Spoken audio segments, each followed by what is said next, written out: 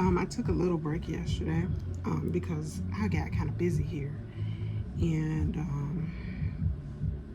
but I did want to show up today to try to be consistent. Okay, so um, we just start like this. So in the late '90s, early 2000, I was trying out my entrepreneurial wheels.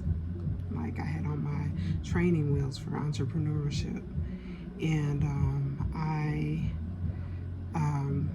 decided to make a change and try to fulfill a need. And what I saw to like fulfill a need or gaps where what I thought would be a good ideal, and it would also by filling that gap and need, I also was going to help my family and be able to be at home with my children, and while I was raising my children, right? So and I have notes here so I can make sure that I stay on topic. So, in the late '90s, I remember where I lived at that time. I had to walk about a mile, and I remember walking in the mile about a mile with my youngest son, and he was in like one of those little umbrella strollers, you know, the little, not no fancy stroller or nothing, but those kind that have the handles that you push that look like the hooks of umbrellas, right? So I was pushing that, and it was in the dead of winter because we are here in Michigan, and it was real cold. He was bundled up really great, of course, the best I could do, and I tried to bundle myself up as well. But we had to walk about a mile to the nearest bus stop, right? And then when I got to that bus stop, we got on the bus, and then we would ride the bus to his daycare, and I would have to get off that bus, walk over across this large parking lot to his daycare facility that was in this plaza, right? So I would drop him off at daycare, and I'd walk back across that large parking lot. And I mean, it was a large parking lot because it was a big plaza. It had like maybe, let's see, two, three, I'm trying to remember all the stores that was in it. I remember it had like a Farmer Jack in it, Chinese restaurant, a dry cleaner. It had, let's see, what else was in there? It was, excuse me, like a general type of store, a hardware store was there. It was quite a few stores, and it was like a beauty supply, of course. I remember that beauty supply because I still was going to that beauty supply maybe even 25 years later, and I still go to their other location because they closed down that whole plaza right now. But I remember going there, right, and I would have to walk back across that large parking lot. I'm not going to get too deep into that, but it was a large parking lot. And I remember I would walk diagonally across that parking lot just to get back to the bus stop, right? And then once I got back on the bus, I caught that bus to class because I was in college. So I would go to college, go take my classes, and then I was part-time college, and then I would work part-time too. So once I got out of college, my classes for the day, I would get on the bus again and take another bus to my work that was downtown in the city's downtown area. And then I would work there. And matter of fact, I had two jobs. Sometimes I would go to one job, sometimes I would go to another job. Sometimes I would work at the college too. So I had different jobs, but my whole point is I was traveling on a bus, and then on the way home I had to repeat that process. Or sometimes the father of my children at that time, he's now my husband, but he would pick me up and drop me, pick us all up and take us home. But sometimes I had to maybe reverse that on the bus, right? And so what it was is like I saw that there was a need, and I was trying to fulfill that need because a need and a gap. So I remember even voting for a closer bus stop, and they did eventually get that bus stop closer. But by that time, I had moved to a different location of my home. So, and one time I remember even riding my bike from where I lived all the way to the mall. And that was a long ride. I remember it was even raining at some point, so I had to get off the bike and just walk the bike because it was raining so hard. It was just crazy, and I was soaking wet by the time I got to work. It was crazy, but anyways, I had to do what I had to do at that time. But so my whole point is sometimes you have to find gaps and needs, and you have to try to fulfill them, and that will sometimes work out for your family. So what I did is I opened a daycare during that time, and I was able to stay at home with my children, be there for my other children that were at school age and went to school most of the time, and then I was there for my youngest all the time. And I was able to fulfill that need for myself and my family and for others because I was watching other children. I was able to make money that way, and have programs where I was able to feed the children and feed my own children. I didn't have to be on like state aid or anything like that, or government assistance, a lot, because I avoided that just by, fulfilling a need and a gap that I saw that I was having. And so I was able to do that and also help other families, if you know what I mean. So when you're here on YouTube, my whole point of that whole story is that sometimes you have to find a need and a gap that you can fulfill that will help you and help others, right? So when you're searching for that, you want to find some areas of like niches or subject matters or content that you can have that has lower competition, but it has a high search volume in that topic. Okay, you want to look on the comments of different things and find questions that are needing to be fulfilled. Oh, I'm sorry, I'm getting ahead of myself. Sorry, let's rewind. Okay, so you want to find a need and fill it on YouTube, right? Even if someone else is already doing it, you can make it your own, make it unique, make it offer a new perspective on it. Okay, so the things that you want to do is research. Then you want to add your own creativity, your own perspective, your own what do you call it, your own trick on it, your own flip on it, or whatever. And then you want to be consistent. So when you're researching, you want to look for researching trends and gaps, right? And YouTube is a search engine, so you want to use YouTube as your search engine. So it's just like Google. You can use YouTube and Google. You type in keywords or the subject matters related to the content that you want to present, right? And just see what auto-populates or auto-fills. You know how sometimes you would type in a 10-pound cat, and then it'll like fill in the rest, and it'll be like a whole bunch of them laid out. So you could use those things, right? And see what's popping up, see which ones are that come up at the top of the screen, and even use some of the ones at the bottom, right? And see what auto-populates, and then is there a common search? Like, are there a few keywords that are really common that you're looking for? And then go to different videos and try to do that in YouTube, and check out those videos, look at the description of those videos, look at the comments of those videos, see what if there's any questions that are being asked in those videos, underneath those videos. Check out which ones aren't being answered. Okay, try to answer those questions. Pull out those questions that you don't see answers with, or some of the lesser common questions that are being asked, and try to fill it. And then even if it's some ones that are super popular, like you're saying over and over again, try to put your own spin on it, right? go to other content creators pages and analyze them too. Like look at some of the successful channels. Like what are what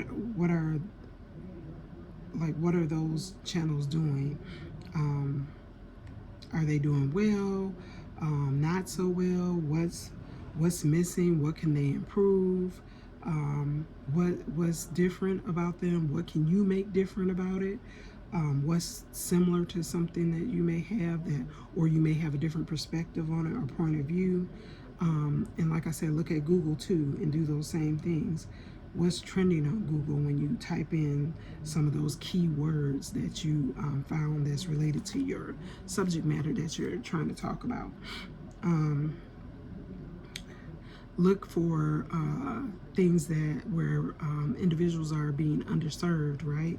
So people are out there, again, like I've said before on other videos, is your tribe is out there, is people looking for you, people waiting to hear from you, waiting to know about the subject matter that you're wanting to discuss, right? So they're out there looking for your content. Let's see. Oh, and then the videos that you do find on it, like if they were successful, are those videos outdated? Is there any way that you can offer a different point of view on it? Is a different way that you can, different spin you could put on that video to update it with certain edits, certain materials, certain subject matter that you could add to it? Redo those videos expeditiously, like T.I. would say, expeditiously. So look for those. Do they have lower quality where they're so old that the quality look kind of old, and you could just redo them, you know, and just do your own own flip on it, right? Use your own flip, make it a little bit like unique to you. Okay, so you could do that. Yes, of course you can do it better because you're going to offer a different perspective because it's you're bringing you to the table, right? So you could like use different visuals that you could use, different angles, like I said, a different point of view, a different perspective. Like, can you add a story to it? Like, can you story tell it better? Can you use a story that's better than what was on that video? Yeah, I'm sure you do. I'm sure you have it. So use it. Let's see. Use those keywords that you find a little bit better.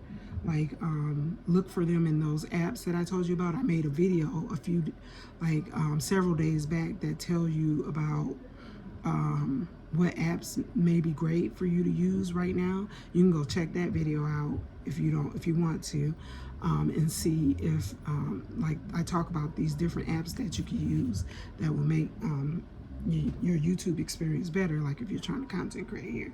So use those apps like TubeBuddy that I mentioned, vidID,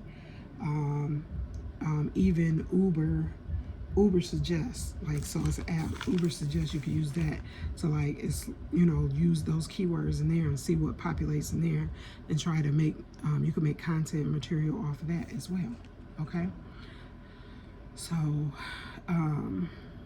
you can also look for, like I was saying, like when I was getting ahead of myself, you can look for low competition, like some videos that are maybe lower subscribers, lower views than what you're getting on your videos, that's similar subject matter or something that you're trying to talk about, and but you know that it's a high search, a high volume, like highly searched topic, so you could use those.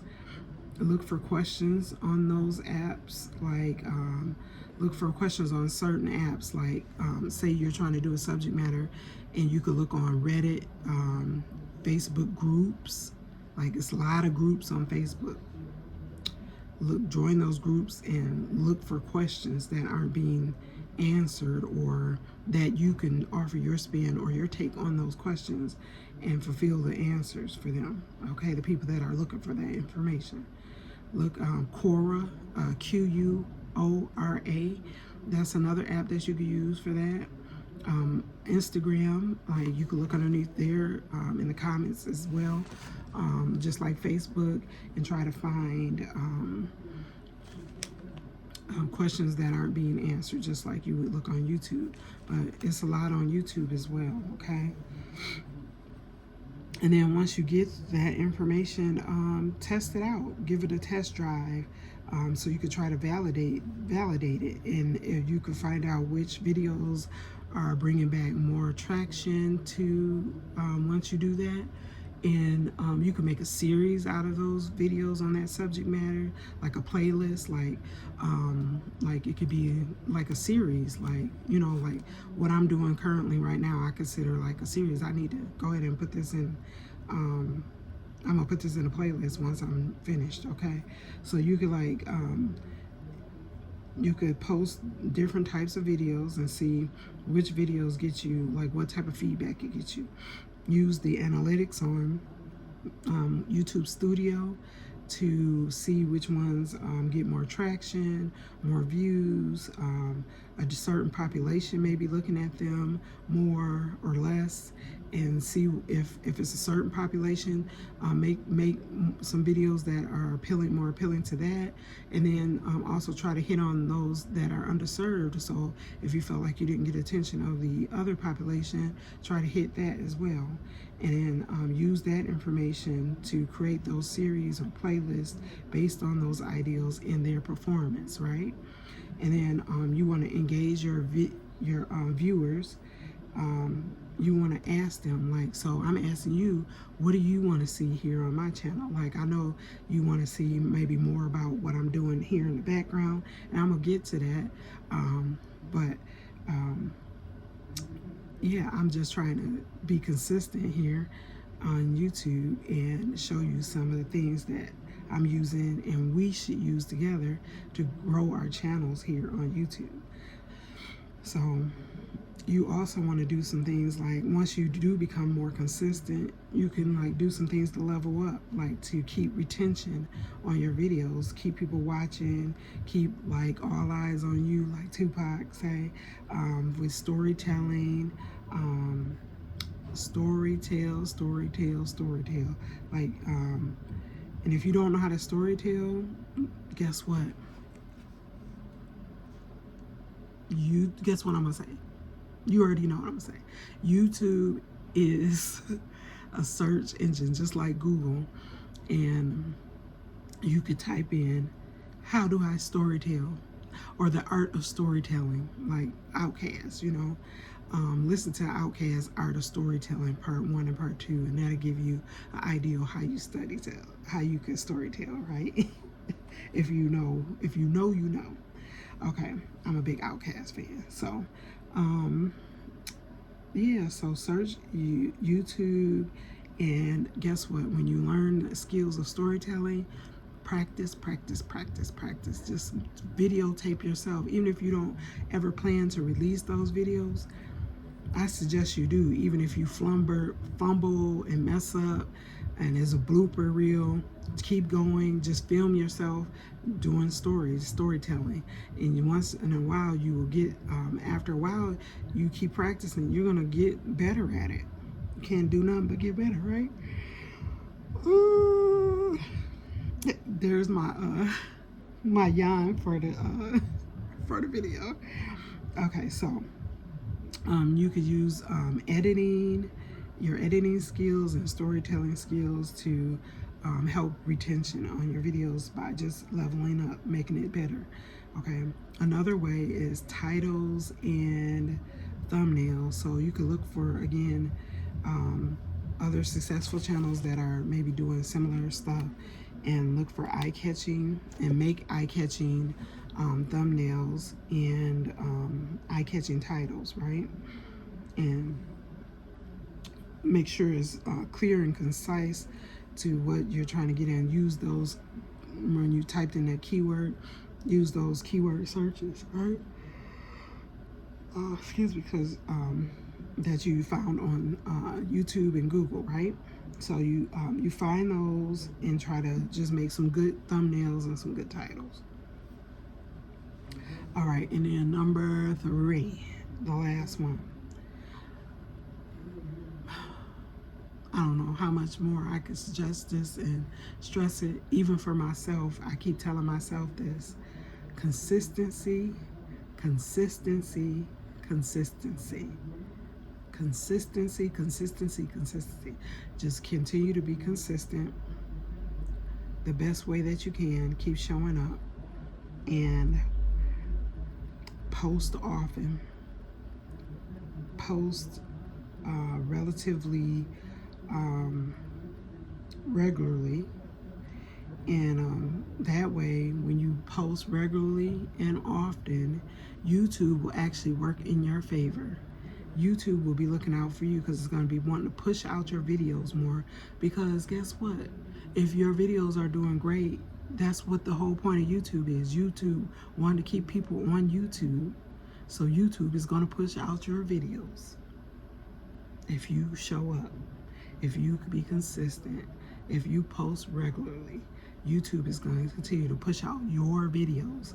He's going to push out our videos. YouTube is going to push it out for YouTube because YouTube want YouTube to do well. And you want YouTube to do well too because you want to, probably eventually get monetized and make a little money. It may not be a lot to like fulfill your full-time job at first, or it might be. It might be. So just be consistent.